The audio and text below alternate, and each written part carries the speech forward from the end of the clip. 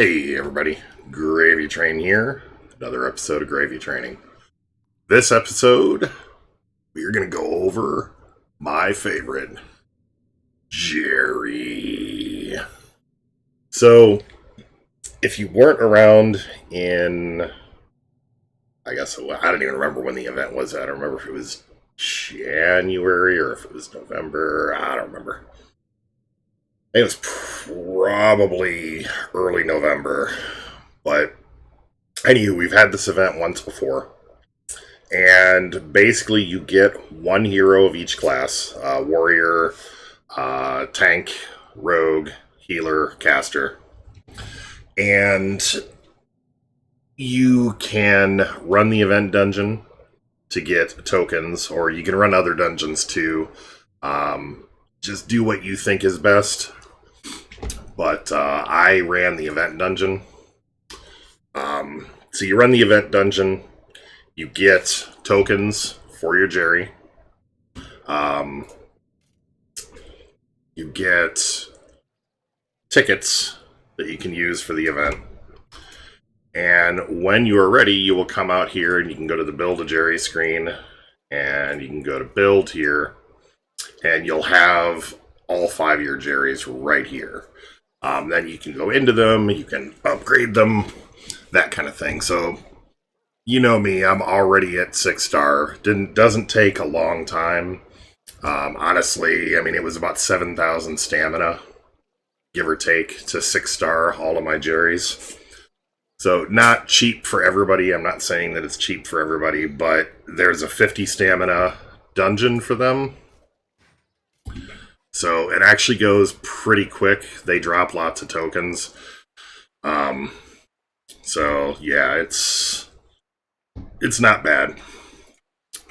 If you are so inclined, you can also pick up, there is a 24-hour unlimited PvP pass since the event is PvP.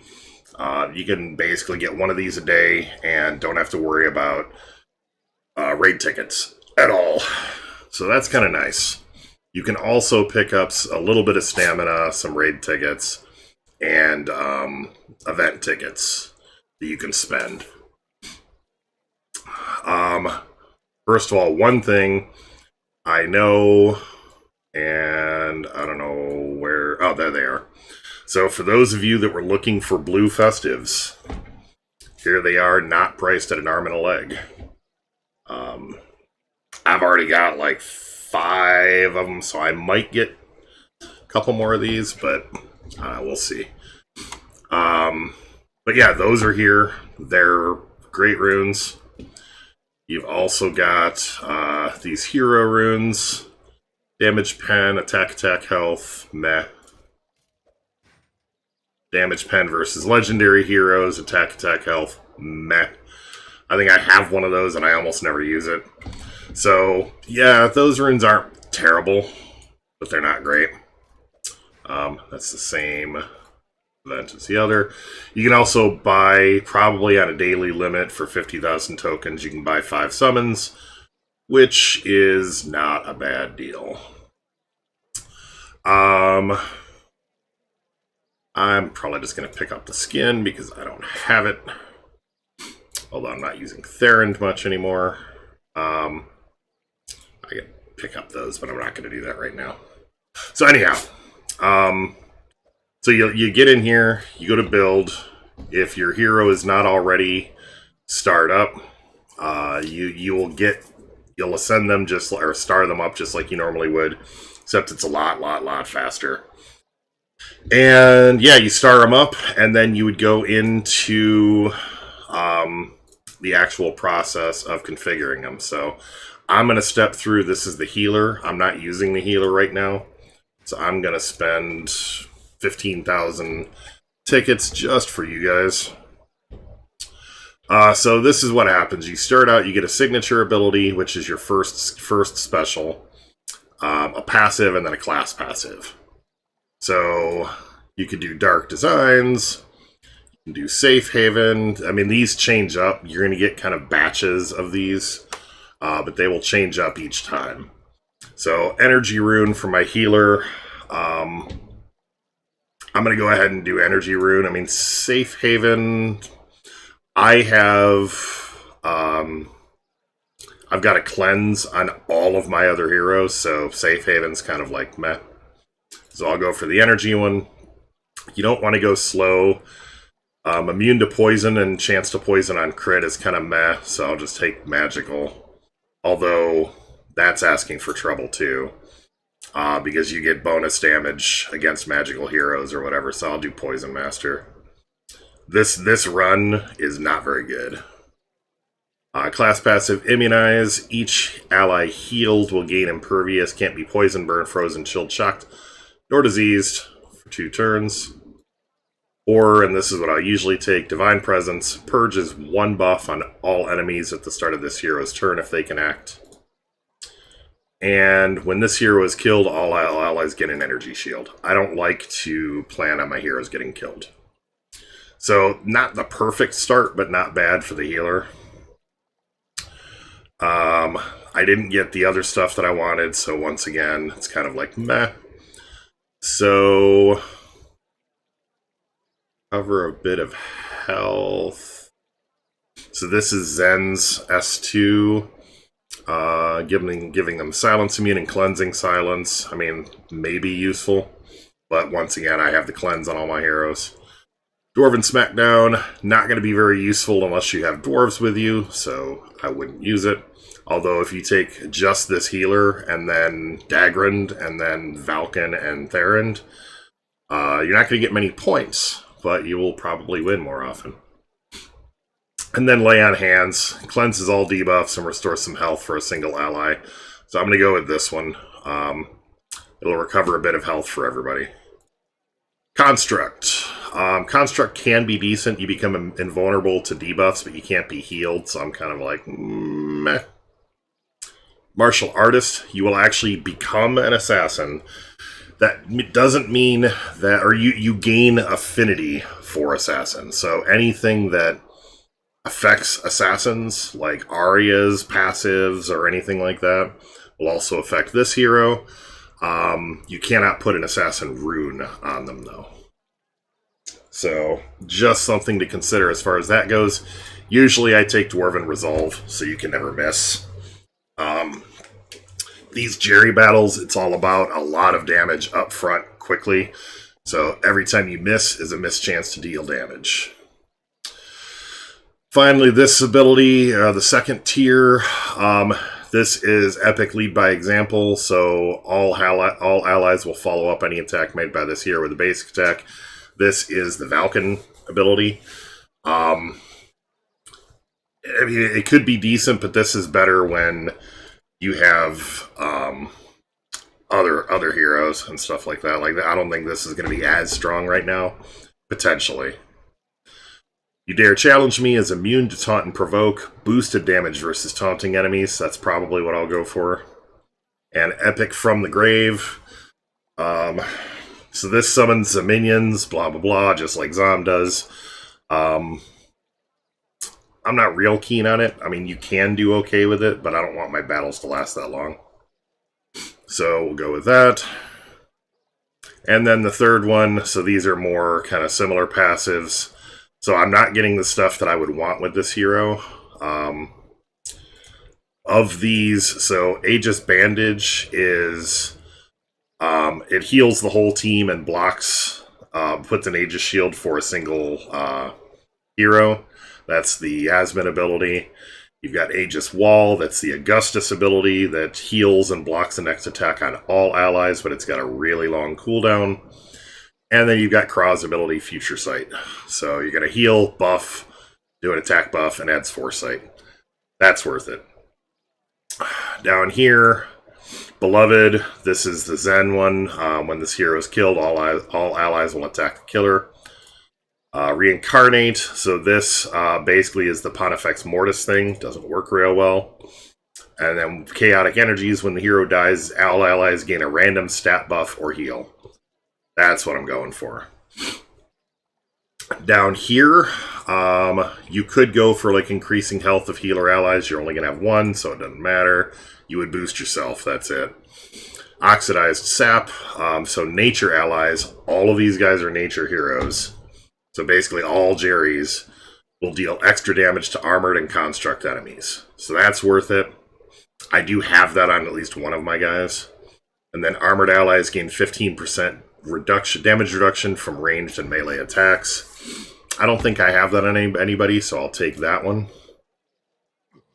And that's it. So then you come back in here, you've got all the abilities that you've chosen, everything like that. Now, so I'm not using my healer. And I think of all of these, potentially the healer is the weakest this time around. And I'll explain why. So last time around, the big deal was that the healer class had the Craw first ability, and it still does. But, so these are some of the passives that you're going to want. First of all, you want all your heroes to be fast. Reroll until you're fast. I mean, if you can at all afford to do so, reroll until you're fast. Oh, and one other thing in terms of pricing, when you first ascend these heroes, the ticket cost is going to be high. All of your rebuilds are 5,000 per stage, so it's a total of 3,000 or 15,000 to rebuild a hero. That's it. So don't panic like I did when you see the amount the first time through. So this one is all heroes are this hero is fast. This is the reflecting shield from Alexandros. This is Dwarven Resolve, so he's not missing. Always good to have on your heroes.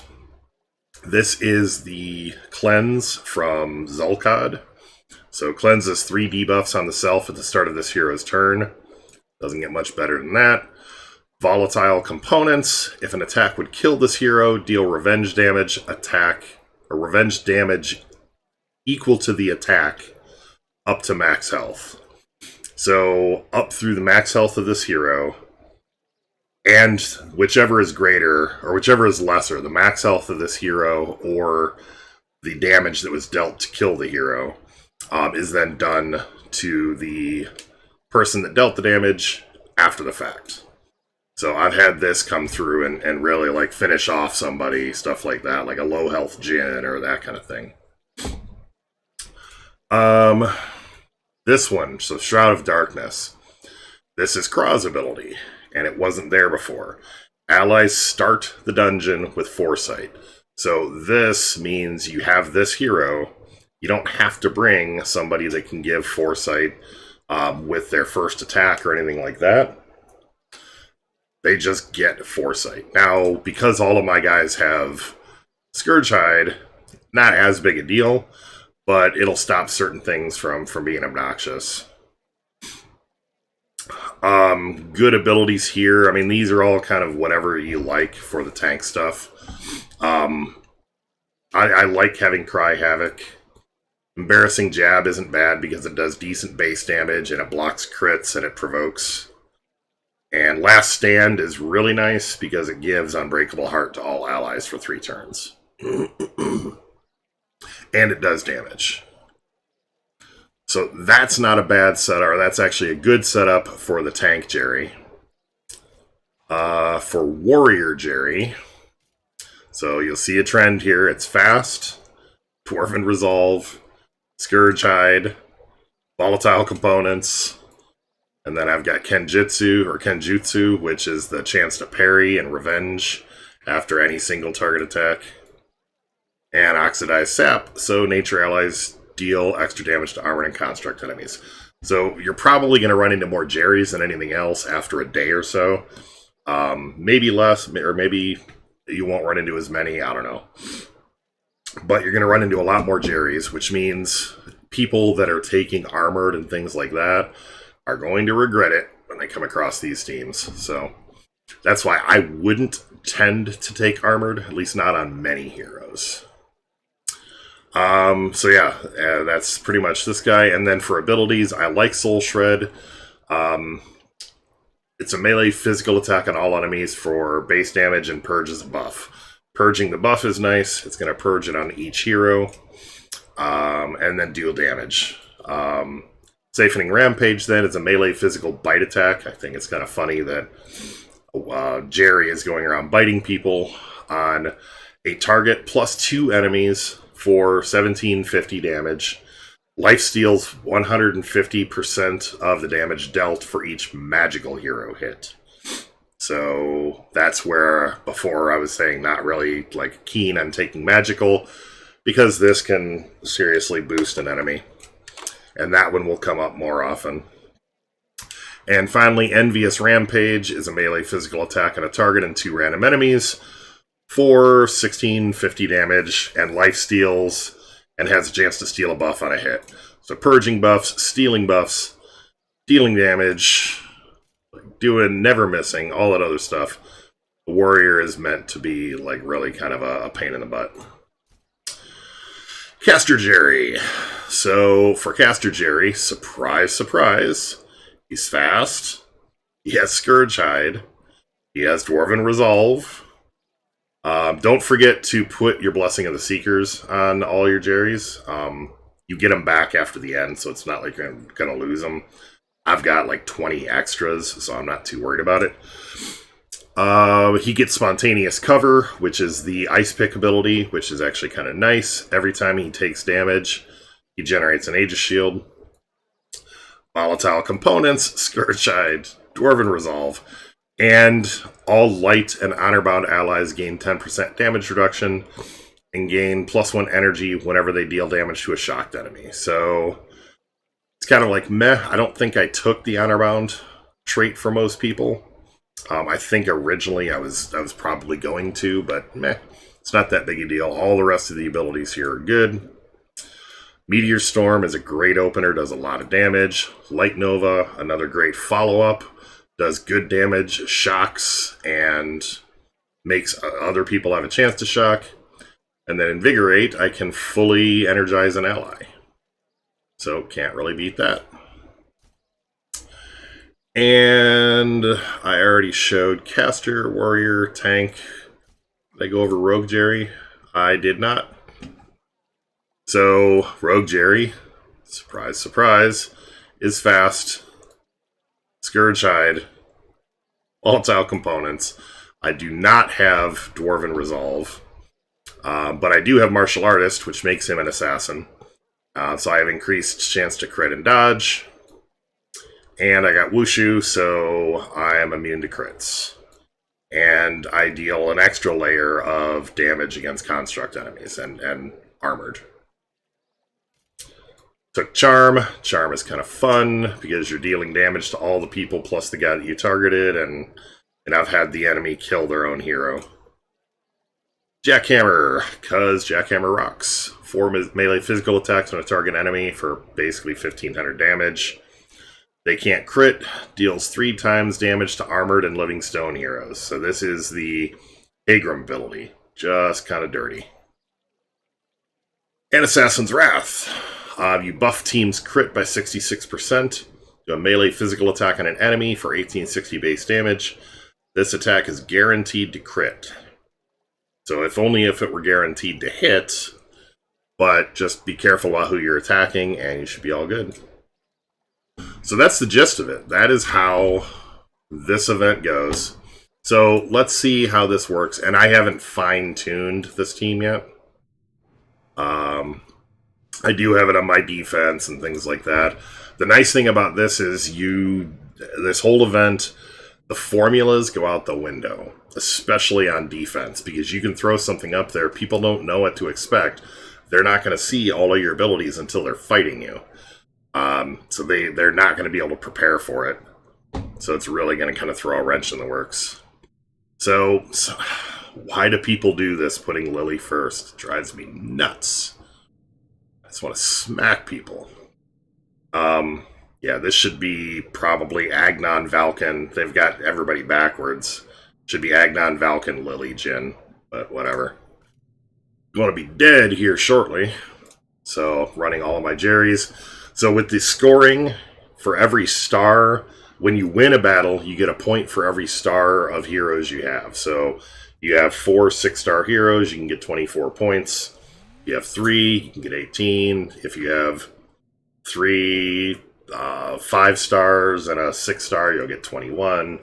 That kind of thing. So I would focus on 6 starring all the heroes up to begin with, though.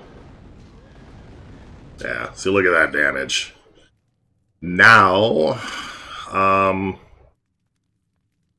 mean, it doesn't really matter. I'm going to make Jin attack everybody. Unbreakable Heart on Valken. So now I can purge the buffs.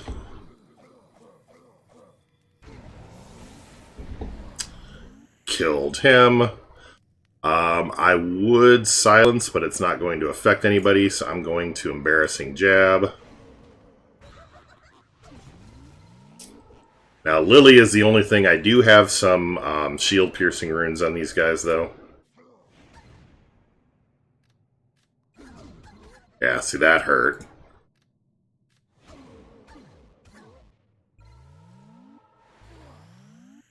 We'll put an Unbreakable Heart on everybody.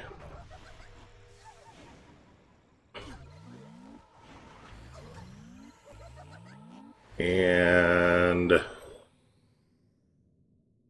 is the caster, so he won't miss. The rogue might miss, and he did. It's actually good. Siphoning Rampage is usually enough to kill Lily. She is magical. So that's it. So I will have gotten 24 points for this battle. And yeah, that's it. So if you get questions, leave them in the comments, or better yet, find me on Discord. The link's down below. Join us there. Hit a like button if this video has helped you out. I really appreciate it. Helps grow the channel. Subscribe if you haven't already. And yeah, have a great day.